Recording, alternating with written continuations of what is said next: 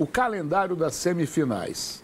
Então, o que vai acontecer é o seguinte, porque os dois clubes estrangeiros, né, um clube equatoriano e outro argentino, sabe o que vai acontecer no fim de semana? Eles estarão de folga. De folga. Então, quarta-feira teve o jogo do Flamengo contra o Racing.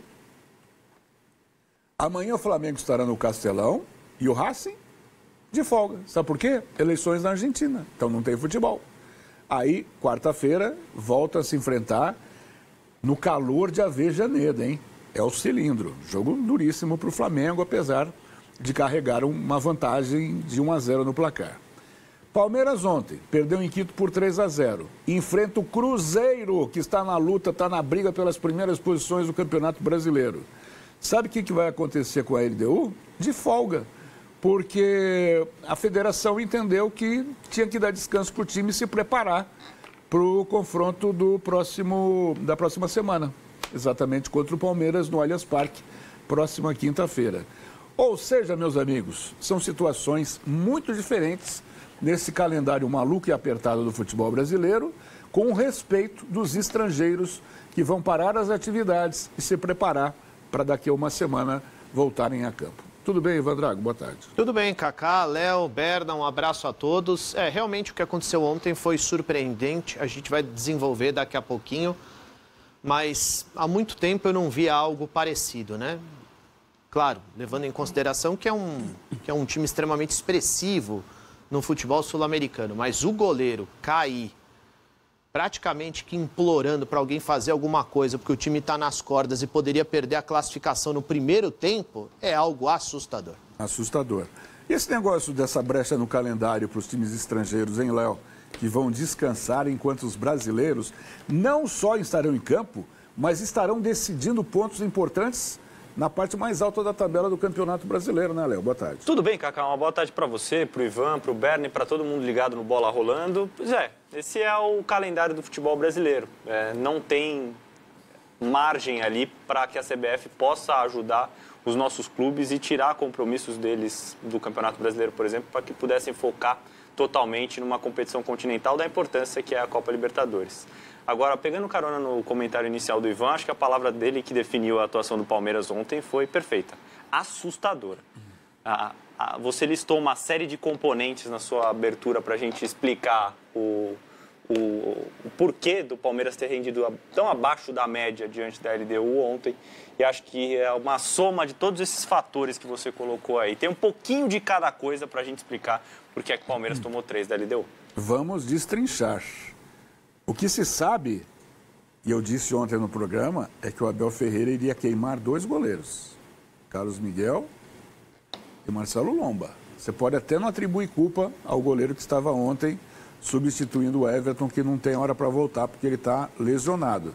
Agora, vamos combinar que zica brava, hein? 2 jogos, 2 derrotas contra os principais times, já que o Palmeiras briga com o Flamengo e está brigando contra a LDU, tomou 6 gols.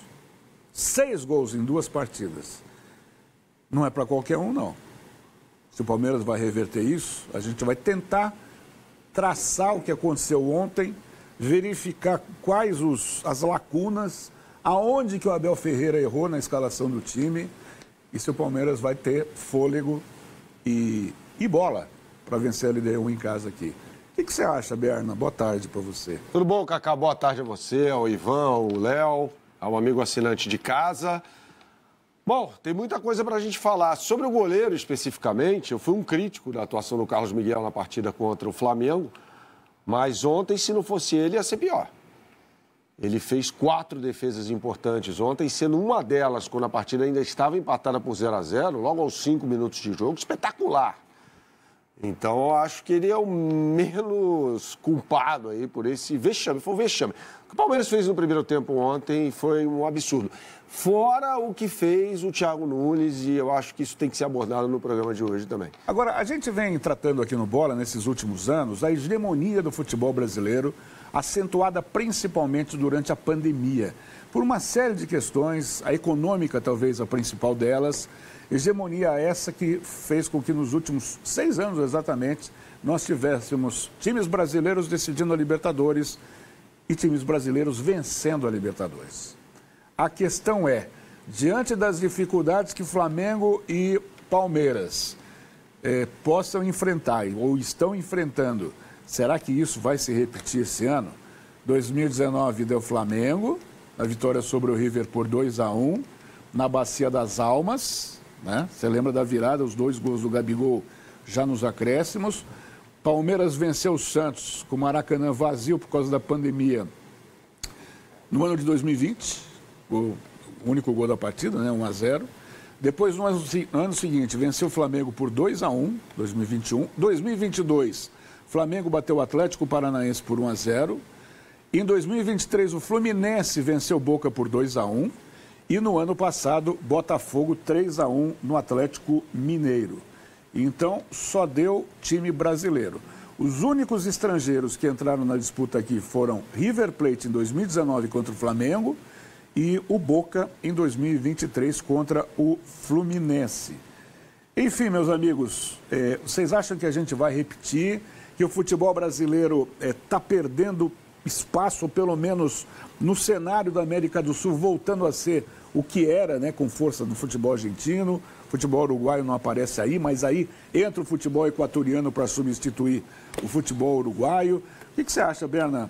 Está mudando alguma coisa? Tem alguma coisa diferente nesse ano em relação aos outros? Acho que não, Cacá. Se a gente pegar uma amostragem maior que essa aí, a gente vai claramente constatar que há um domínio brasileiro. E eu acho que nenhum dos 2 confrontos está decidido.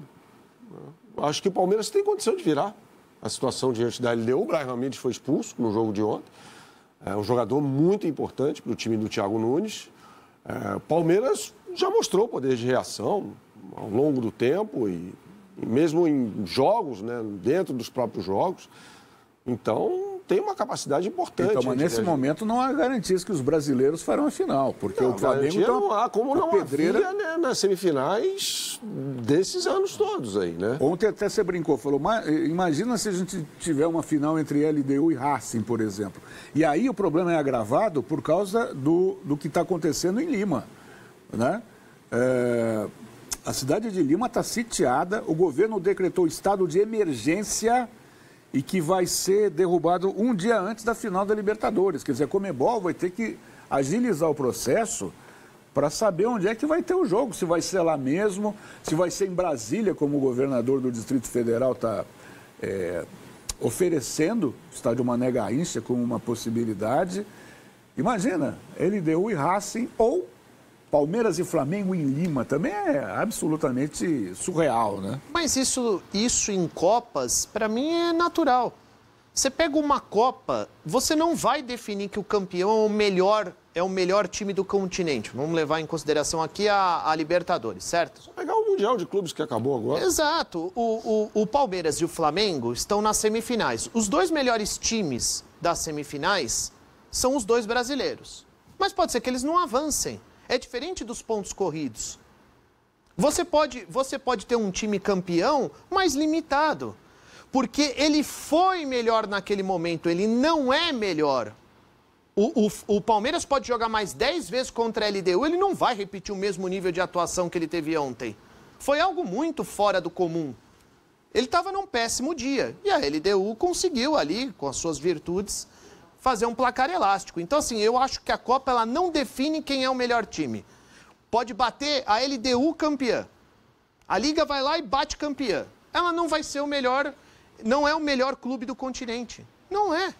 Todo mundo sabe disso. E a ideia cretina da Conmebol em fazer final única, você concorda? Eu não gosto porque eu acho que é uma cultura completamente diferente da Europa. Nós temos várias situações que impedem que o deslocamento aconteça com facilidade.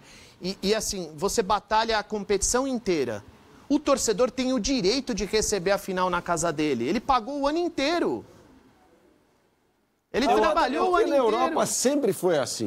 Sempre houve final única. Sempre. Desde o início da Copa dos Campeões da Europa. Sempre. Na América do Sul, não. Isso começa em 2019. De 60 até 2018, houve finais... Não, mas tem um fator, por exemplo, logística. É horrível. É horrível. Lá, os trens, a ramificação, a rede de trens cobre a Europa. Mesmo quando você não consegue ir de trem, por exemplo, vamos pegar os extremos, a final de 2008 na Europa, da Liga dos Campeões, foi em Moscou, com 2 times ingleses. Um voo de Londres para Moscou não dura 4 horas. Eu acho que o fator logística é importantíssimo, a gente não tem como tirar da nossa análise esse fator. Mas eu gosto do jogo único. Acho que dá um protagonismo absurdo para aquele final de semana em que você vai ter disputada a final da Libertadores. Podemos discutir onde esse jogo pode ser, se Lima era o melhor lugar, se na América do Sul isso é mais restrito, não dá para jogar em qualquer lugar. Mas não é a mesma coisa que o segundo jogo? Não. Você não acha que a mobilização para o jogo final... Uma final em 2 jogos não é a mesma coisa do que uma final num jogo único. Aquela é a final. A final. O campeão vai ser naquele dia. Naquele dia... Num jogo prefiro único. ir de volta. Eu prefiro ir de volta. Que você não tem como consertar. Se você tiver um dia como o Palmeiras teve ontem contra a LDU, já era. Você tomou 3 no dia que você não poderia estar desconcentrado, que você não poderia ter acordado mal, que você não poderia ter uma dor de barriga. Eu acho que esse é um fator importante. Agora, além também. disso, a experiência tem mostrado que não é seguro você marcar com antecedência. Vídeo que aconteceu em 2019 seria em Santiago do Chile. A final de Flamengo e River. Eu ralo pra caramba o ano inteiro, pago sócio torcedor, vou em todos os jogos do meu time pela competição mais importante e na hora em que ele vai disputar uma final, a organização joga lá pra Lima. Ah, vão? Não, mas você já sabia isso quando você começou a Eu acho que essa ideia é cretina. Eu acho absolutamente cretina. Não, cara, da Conmebol. Da UEFA é outra história, é outra discussão, é outro princípio. O UEFA é uma coisa, Conmebol é outra, né? A gente vê a organização aqui do futebol na América do Sul, é uma zona, é uma bagunça terrível. Aí inventaram esse troço de final única, que tem dado times brasileiros. Por isso que a gente fez a tela, porque coincidentemente ou não, a partir da final única, prevaleceu sempre os times brasileiros, que conquistaram todas as finais. Todas. Flamengo, 19, Palmeiras 2 vezes, Flamengo 22, Fluminense e Botafogo. A questão é, e agora? Teremos um tetracampeão brasileiro? Tem essa também, hein? Pela primeira vez, quem vencer será